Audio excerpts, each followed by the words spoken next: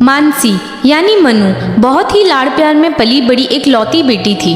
उसके पिताजी राजेश अग्रवाल ने उसे उसके 18वें जन्मदिन पर एक महंगा वाला स्मार्टफोन गिफ्ट किया था। बस उसी दिन से मानसी सिर्फ और सिर्फ अपने मोबाइल में ही व्यस्त रहती थी। मानसी का मोबाइल एडिक्शन अब उसकी माँ करुणा को खटकने लगा था। ऑफिस से घर लौटे राजेश से ये बात कहने की करुणा ने फिर से कोशिश की। सुनते हो, आपने खामखा मानसी को ये महंगा वाला मोबाइल गिफ्ट दिया है। क्यों? क्या किया अब मेरी बेटी ने? क्या किया? कुछ भी नहीं कर रही है, यही तो टेंशन है। ना टाइम पे खाना, ना सोना, ना पढ़ाई। रहने दो, ये उम्र ऐसी ही होती है। तुम्हें तो कंप्लेंट करने का मौका चाहिए बस। ये कह के राजेश हंसते हंसते अपने कमरे में चला जाता है और करुणा वहीं असहाय खड़ी रहती है। जाने दो, मुझे क्या, भलाई का जमाना ही नहीं रहा, और बिगाड़ो अपनी बेटी को लाड़ प्यार से। ऐसे ही समय निकल गया और एक दिन मानसी के लिए पास ही के शहर से एक अच्छा रिश्ता आया। विशाल बेटा, क्या तुम्हें लड़की पसंद है? मुझे तो मेरी बहू बहुत पसंद आई है। जी माँ, मुझे भी। चलिए फिर, नेक काम में देरी क्यों, अगले ही महीने की तारीख फिक्स करते हैं। और 1 महीने बाद मानसी शादी करके अपने पति के घर आती है। लेकिन कुछ दिन बाद ही विशाल के घर वालों को मानसी के मोबाइल एडिक्शन के बारे में पता चलता है। हाय हाय, ये बहू का ध्यान कहाँ है? सास जल्दी से गैस बंद कर देती है। बहू, ये क्या, ध्यान कहाँ है तुम्हारा? ओह सॉरी माँ जी, मैं जरा बिजी थी, गेम के लास्ट लेवल चल रही थी ना। मानसी सॉरी कह के वहाँ से चली जाती है और सास उलझन में पड़ती है। पता नहीं ये बहू हमेशा वो मोबाइल की मशीन लेके क्या करती रहती है। घर के काम में बिल्कुल ध्यान नहीं देती। कभी नल खुला छोड़ देती है तो कभी गीले कपड़े सुखाना भूलती है। एक दिन मानसी और विशाल बाहर घूमने निकलते हैं, लेकिन रास्ते से चलते वक्त मानसी मोबाइल में ही मशगूल है। मानसी, तुम्हारी कोई भी ऐसी इच्छा हो तो बताओ जिसका तुम हमेशा सपना देखती हो। मानसी का सारा ध्यान मोबाइल में है। उसका जवाब ना आने पर विशाल उसे जोर से पुकारता है। मानसी, मानसी। विशाल की आवाज सुन के मोबाइल में व्यस्त मानसी हड़बड़ा जाती है। ओह हाँ, सॉरी, क्या पूछा आपने? मैंने पूछा तुम्हारी ऐसी कौन सी इच्छा है जिसका तुम हमेशा सपना देखती हो और पूरी करना चाहती हो। मानसी बड़े उत्साह से बिना टाइम वेस्ट किए तुरंत जवाब देती है। मुझे हवाई जहाज से सफर करना है। मैंने बचपन से ही ये सपना देखा है, और मुझे बड़े 5 स्टार होटल में कम से कम 2 दिन रहना है, बस। जब दोनों गपशप करके चल रहे होते हैं, तभी मानसी का पैर रास्ते में पड़े गोबर के ढेर में पड़ता है और सारा गोबर उसके नए कपड़ों पर उछलता है। ओह नो, ये क्या हो गया? मेरी अच्छी वाली महंगी ड्रेस खराब हो गई। मानसी वही रोने लगती है और आसपास के सारे लोग हंसने लगते हैं। विशाल का मुंह उतर जाता है। कोई बात नहीं, चलो घर चलते। इस अनुभव से भी मानसी कोई सीख नहीं लेती और उसका मोबाइल एडिक्शन कायम रहता है। ओह, सुबह के 10 बजे है और मैंने अभी तक एक भी सेल्फी नहीं ली। विशाल ऑफिस के लिए तैयार होकर आता है और उससे अलग अलग पोजेस में सेल्फी खिंचवाने वाली मानसी दिखाई देती है। ये मोबाइल तो मेरा शौक हो गया है, काश मैं भी मोबाइल होता। मानसी, मेरा टिफिन।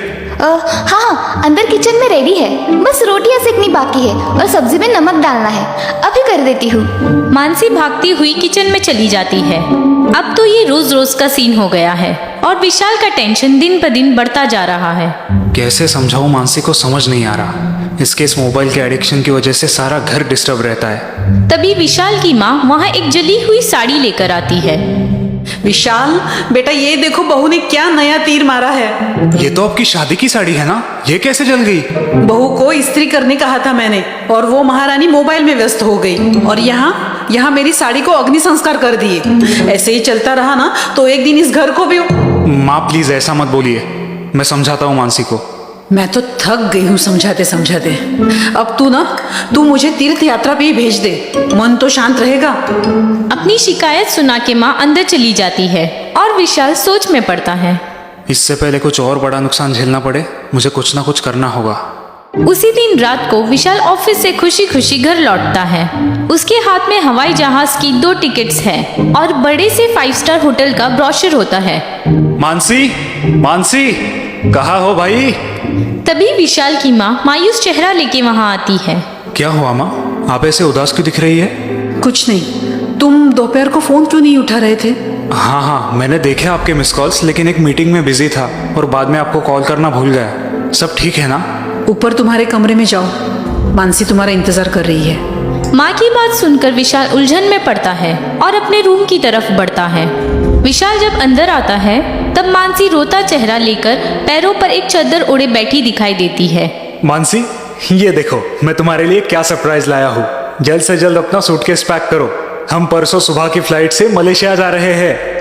विशाल की बात सुन के मानसी रो पड़ती है और विशाल कंफ्यूज हो जाता है। अरे क्या हुआ, तुम रो क्यों रही हो? मैं तो तुम्हारा सपना पूरा कर रहा हूँ जो तुम बचपन से देखती आ रही हो। तब मानसी अपने पैरों पर बिछाई चादर हटाती है और विशाल को झटका लगता है। ओह गॉड, ये सब क्या है? ये फ्रैक्चर कैसे हुआ? मानसी विशाल को पूरी घटना बयां करती है। आज मैं और माँ जी एक साथ मंदिर जाने वाले थे और इसीलिए मैंने नई साड़ी पहनी थी। मैं ऊपर के कमरे से नीचे आ रही थी और तब मानसी नई वाली साड़ी पहन के अपने कमरे से बाहर निकलती है। जैसे ही वो सीढ़ियों के पास आती है उसे सेल्फी निकालने की इच्छा होती है। ओह, कितनी सुंदर लग रही हूँ मैं, एक सेल्फी तो बनती है। और सेल्फी निकालने के चक्कर में सीढ़ियों से पैर फिसल कर गिर जाती है और जोर जोर से रोने लगती है। ओह गॉड, हेल्प हेल्प मी, माँ जी, विशाल विशाल। उसकी आवाज सुन के विशाल की माँ दौड़ती हुई वहां आती है। हे भगवान, ये क्या हो गया? बहू तुम रोना मत, मैं अभी डॉक्टर को बुलाती हूँ। फिर माँ जी ने डॉक्टर को फोन किया, उन्होंने एम्बुलेंस भेज दी और मुझे अस्पताल ले गए। ओह, मुझे माफ करना, यहाँ इतना सब कुछ हुआ और मैं कोई मदद नहीं कर सका। नहीं, माफी तो मुझे मांगनी चाहिए। मेरी वजह से आपका इतना बड़ा नुकसान हुआ। अब मेरे सपने सपने ही रह जाएंगे। नहीं, तुम मेरे लिए सबसे कीमती हो। तुम दुखी मत होना, मैं और ज्यादा मेहनत करूंगा, लेकिन तुम्हारा सपना जरूर पूरा करूंगा। विशाल की बात सुन के मानसी को पछतावा होता है।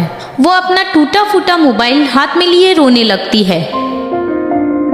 अरे तुम ठीक हो तो इसी में मैं खुश हूँ। अब रोना मत, मैं तुम्हें नया मोबाइल ला के दूंगा। विशाल की दरिया दिली देख के मानसी भावुक होती है और अपना टूटा मोबाइल डस्टबिन में फेंक देती है। ये देख के विशाल चकित होता है। नहीं, अगर आप मुझसे सच्चा प्यार करते हैं तो नया मोबाइल बिल्कुल मत लाना। क्यों? क्योंकि मुझे अब इस मोबाइल एडिक्शन से छुटकारा चाहिए। अब हम दोनों के बीच तीसरा कोई नहीं आएगा। लेकिन हंसने खेलने वाला नन्हा सा तीसरा तो आना ही चाहिए जल्दी। क्यों, सही कहा ना मैंने? विशाल की बात सुन के मानसी शर्माती है। विशाल उसे प्यार से थपथपाता है।